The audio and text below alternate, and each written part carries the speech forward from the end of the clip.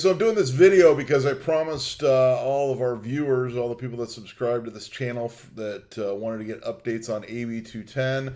There's actually a lot of people who are not on Facebook that still wanted updates, so they can't join the group for the updates.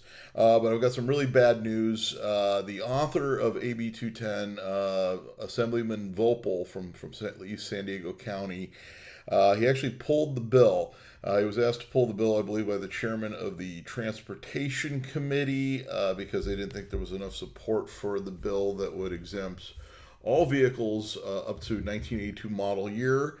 But he was actually told by the I guess the chairman there that they would be more interested in looking at it, and they'd probably be more into it if it was a bill that were for collector vehicles, like ones that are defined as a collector vehicle. And we're going to go into that definition of what a collector vehicle is in the state of California here in a minute.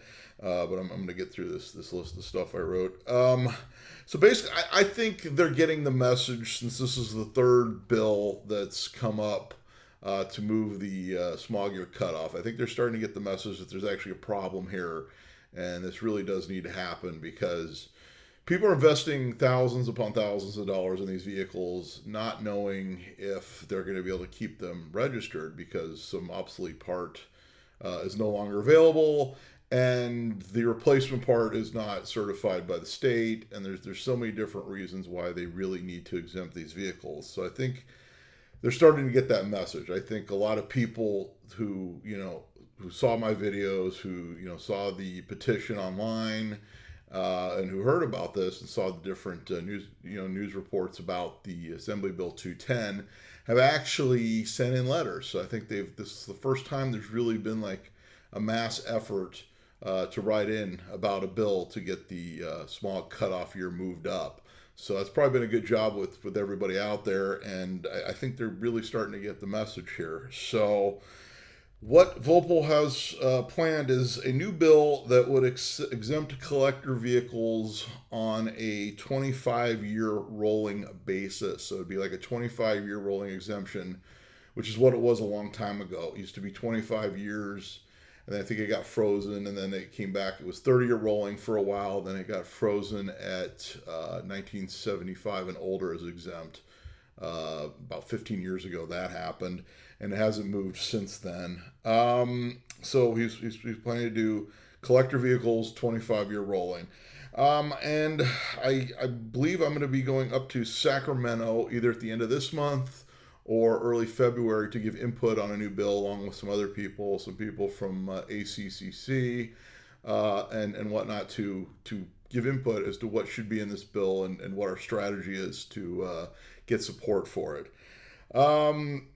So first of all, why this sucks, because it definitely sucks on certain levels. We spent all this time, everyone, people on the group, I think this guy Chris that came up with the petition, people that copied my flyers. I made like tons of flyers, handed them out at car shows. Other people took the PDF of it and copied it, handed it out at car shows and cruise nights and things like that, to raise awareness about Assembly Bill 210. And now it's kind of dead. So I mean, I've got all this like scrap paper now, and I've spent my own money to print all these. So basically, when the new bill comes out, once we have a bill number, we're going to have to send new letters. So everyone that wrote a letter about Assembly Bill 210 is going to have to send a letter about whatever the new bill is. It's going to be hard to get the word out that it's a completely different bill. I think people are just might assume it's the same bill when it's not. You're going to have to write a new letter.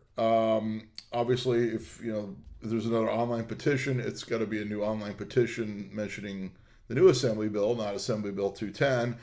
So that's going to have to be started over. The Assembly Bill 210 petition, I checked on it a few minutes ago. It was up to it was like 15,000, like 800 or something like that. People did that. And then our group, Californians for Classic Car Smog Exemptions, is currently up to, I believe, 1,380, and that's pretty good for a Facebook group. It's based in one state. So there's a lot of people who really want to see this happen. And unfortunately, now we're basically starting over.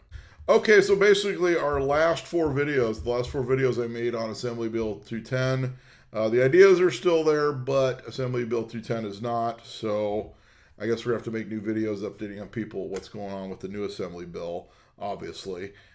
New flyers. Got to make new flyers because these all say Assembly Bill 210 on them. Obviously, a blanket bill would have saved more cars, especially from 76 to 82. Everything would have been exempted by Assembly Bill 210. Now we don't have that. It's just going to be, ones classified as collector vehicles.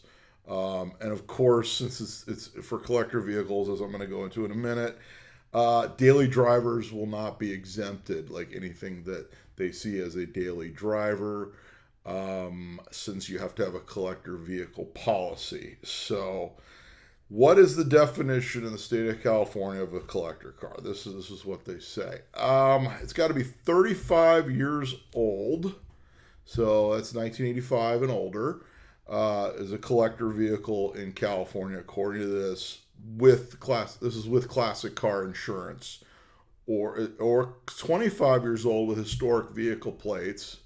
So if you have one that's over 35 years old, it doesn't have to have collector vehicle plates. So if you have blue license plates, if you got the sunset plates, or if you have personalized plates, you can still keep those on the vehicle. You don't have to put those white historic vehicle plates, which I've never liked them. I think they're kind of ugly, but I guess it's everyone's opinion on that. Or number three, it could be a special interest vehicle, which is pretty vague if you ask me. So, I mean, if you have something that's of special interest, and you can describe why it's of special interest, I'm sure it'll fall under that. So maybe you have something that's over 25 years old that has collector insurance, and you could probably get it to slide under that without having to put the historic plates, because I mean, I don't see the historic plates really making much of a difference as to how much you're driving it, as long as you have collector insurance. But of course, this is up to the state to decide all this stuff. And they said under the collector vehicle definition, it says used primarily in shows, parades, charitable functions, historic exhibitions for display, and then maintenance and preservation. So once again, it's how you interpret it. Obviously, car shows, cruise nights, cars and coffee, like vintage vehicle rallies, since it's an organized event. Those are all legit. If you have to drive it somewhere to display it, if you're using it for some sort of charity thing, maintenance. Obviously, these cars have to be driven. Anyone that owns vintage cars knows you have to take them out, you have to run them, because if you don't, stuff dries up and all the seals go. And so, yeah, I think they're including that, there's some miles allotted for, keeping all the seals in good order and all the mechanics in good order. And of course, it says for preservation, so that helps preserve the car. So there is some wiggle room there, like if you want to get in it and you have to drive it. Obviously, it's not designed for everyday drivers. I mean, I own a 1991 Cadillac Sedan DeVille, which I have a video of on the channel. And it's been in shows. I took it to Radwood this year, but actually last year now, because this year's 2020. It was at Radwood 2019 SoCal. So that car, I drive it every day. I've put 3,000 miles on it in 3 months. It does pass smog now. Actually, I got a good deal on it because it didn't pass smog, and I fixed it.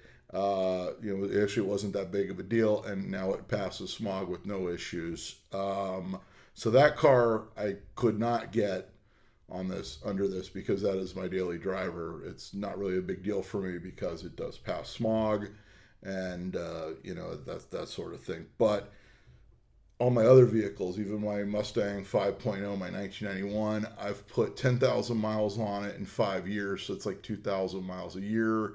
I use it primarily. I could take it to cruise nights and things like that. I took it on on a rally last year. I think there's a video of that. I've actually had it in the Pasadena Doodah Parade. So I've used it for a lot of these different events, as well as used it around town to keep it going. But it doesn't have that many miles on it, so it'd probably fall under this.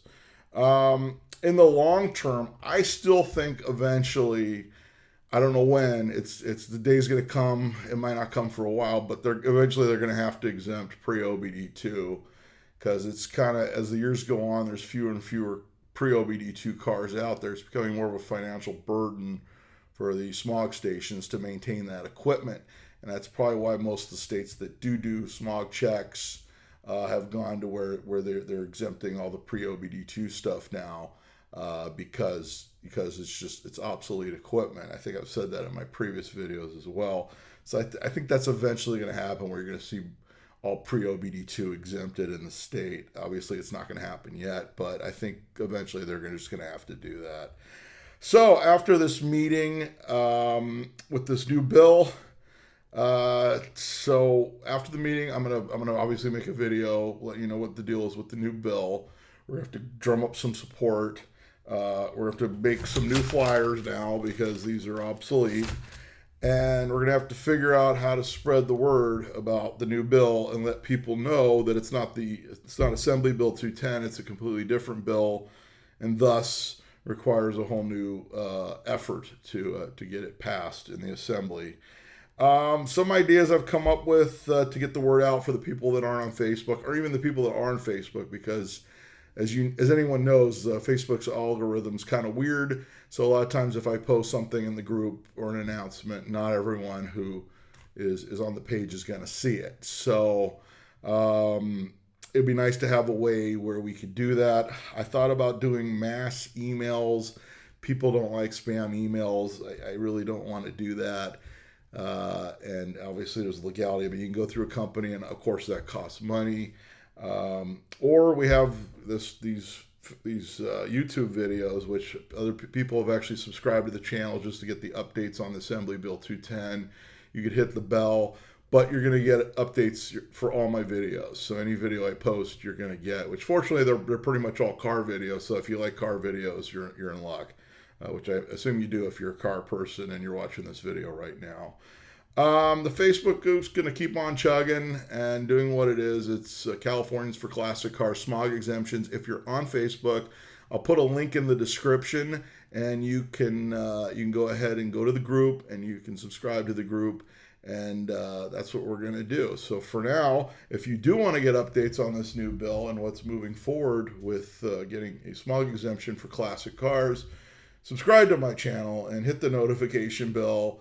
And I post a lot of junkyard videos. There's a lot of cars that wind up in the junkyard that are probably there because we don't have a bill like this. So you can watch those if you like junkyard videos. And for now, I'm Mike Frankovich, and that's all I have for you.